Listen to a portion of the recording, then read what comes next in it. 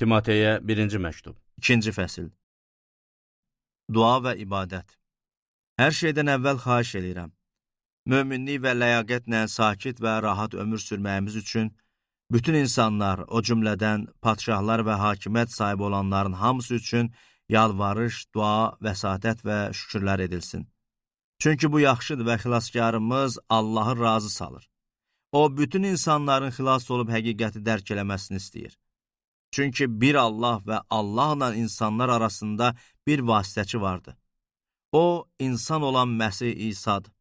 O, hamını satın almaq üçün özünü fidyə verdi və bu da münasib vaxt edilən şəhadətdir.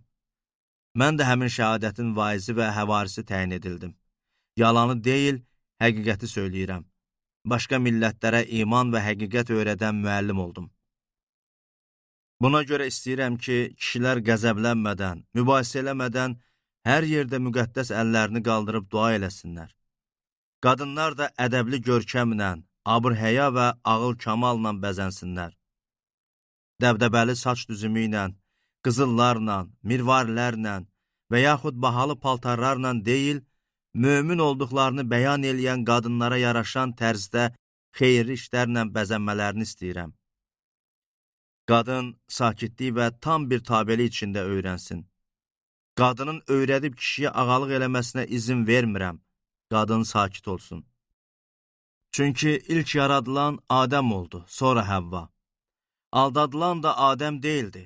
Qadın aldadılıb əmri pozdu. Amma qadın doğuşla xilas olacaq. Bir şərtlə ki, ağıl kamalla imanda, məhəbbətdə və müqəddəslikdə yaşamağa davam eləsin.